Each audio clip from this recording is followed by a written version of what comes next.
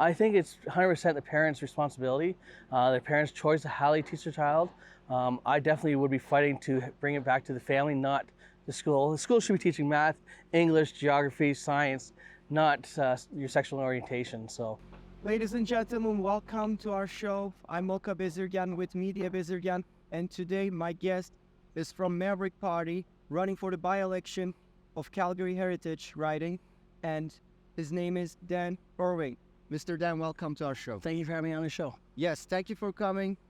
I would like to ask you a couple of questions. First of all, what does it mean to be a Maverick? The Maverick Party, and to be a Maverick, is just a bunch of like-minded people who come together across the Western Canada, saying that our MPs are not fighting for us. We want to make a clear message to all the parties that MPs should start listening to the riding, start fighting for the West, as they fight for the East. And so that's why a Maverick is something that's there fighting for the people in the West. What are some of the policies that you're running for with your campaign? So my policies mainly is to actually start listening to the ridings, to the people in the riding, because you know what? I fully believe that all our MPs, especially in the West, have forgotten to listen to them and fight for these people in this riding. So, yeah. What are some of the issues that you will be tackling that other candidates, the main candidates like the Conservative candidate or the Liberal candidate, cannot or won't tackle? Well, equal representation to the West too, right? It's like a family. If you have everybody part of the family, contribute to different ideas, it makes this family stronger. It's just like Canada too. If we have people from the East, West, North, and South come together and have great ideas and, bring the Canada back together and stronger, and, that's what we're here for. And so. You've been going door knocking. What is the general feeling so far? You know what? The general feeling is very exciting news, actually, because once I get an opportunity to speak what I'm about and why this is an election, we can have opportunity to vote for a change, because it doesn't change the power struggle in Ottawa.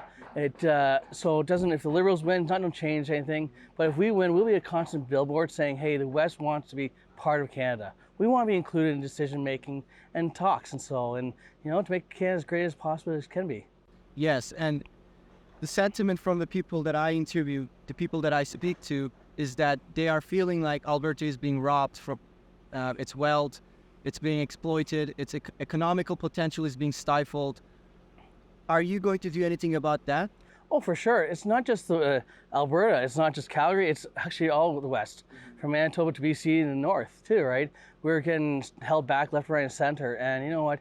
Yeah, it's, like I said earlier, me being there in Ottawa, we constantly reminding and saying, hey, the West has just voted a member in, that's a Western Federal Party.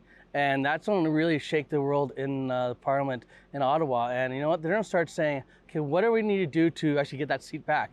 What do we need to do to stop more of these Maverick seats happening? And you know what? That's alone will bring people, MPs, to start fighting for the West. And so I don't have to do much, just other than say hi and be there, sitting there. But when I'm there, there's a great idea that came out of this riding when I was actually collecting my signatures. And there was a gentleman who asked, how hard is it to change a date? I said, well, Canada Day is July 1st, Christmas December 31st. Like, it's not easy in that way. He said, no, we get our GST check around July 7th. And wouldn't it be better if we got June 28th? So that families that get the GST check have money to spend together on Canada Day. Be something patriotic. I said, that's a great idea. And so I've talked to other candidates about that idea. And it doesn't matter who wins. I think that idea should go to Ottawa and fight for it. And if we can get that message to Ottawa, and it'll just show that, what happens when MPs start listening to the riding. So one of the hot topics right now is immigration. Last year, Liberals accepted 500,000 immigrants, newcomers to Canada, and the rent prices are going up. And people honestly coming to this country, they're feeling like they are being set to fail because food prices, housing prices, they are living in with other people in small rooms, it's not looking good, and it's affecting everybody.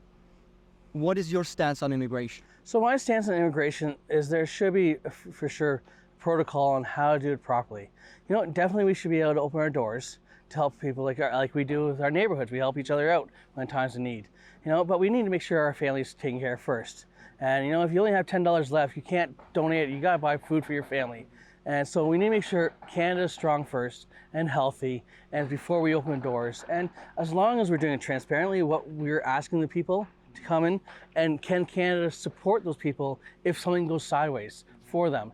And those are the criteria that should be brought to attention, and not just, okay, you know what, the world's going to hell in a handbasket, and just open the doors and just let anybody in. And because I'm not worried about the terrorists or any of that kind of stuff. I'm worried about, can Canada afford it? Can our health system, education, our housing, can we afford to do it? And so that's what the question is, not that worried about who's coming in. It's more about how can we afford it? So, and another hot topic these days is as you know, the T-shirt controversies. One of the guys were wearing a straight pride shirt next to a conservative, next to Pierre Poilievre. And there were other guys wearing Leave Our Kids Alone shirts next to one of the conservative candidates in Calgary. And the media has been attacking them, accusing them of various things and calling the message of Leave Our Kids Alone as hateful. Calgary has been in the battleground where parents, especially Muslim parents and Christian parents, they have united and protested against gender ideology being taught in schools. And my question is to you, can parents count on you? What is your stance on this issue? So before I answer that question, it's something you actually brought up, saying that Muslims and Christians are coming together, uniting. When everybody's uniting people, that's awesome. First of all, whatever, it doesn't matter what the reason is. When people are uniting, that's a good thing for Canada. But on the topic what you asked about, if MPs and MLAs were doing their job and listening to their writing, do you really think we'd be having this discussion? Do you think majority of people are trying to push education, teachers to teach our kids at a very young age what way you should be sexualized or whatever? I think it's 100% the parents' responsibility, the parents' choice of how they teach their child. I definitely would be fighting to bring it back to the family, not the school. The school should be teaching math, English, geography, science, not your sexual orientation. So, is there anything else you would like to add? You know what? First of all, on July 24th, get out and vote. This election is really important, not by throwing power back and forth, but definitely by showing the three main parties that your vote, as a voter in this riding, you can change the status quo. We don't have this opportunity that often because we always worry about splitting the vote, but this time it doesn't matter in that way. But it would be a constant reminder to the three main parties to say, hey, enough's enough, we want to be included. And so that's what my big message is. And and I've also committed to talk to 5 or 6 families every day when I'm in the riding to make sure that their voices are getting heard. And I'd say I'd be the only candidate that if my party said you had to vote one way and it's against the riding, I'd step away from my party, because I believe I'm running for the people of this riding. That's my first and foremost responsibility, not the party, not anything else. Mr. Irving, thank you so much. Thank you very much for having me. Thank you. Appreciate it. Take care.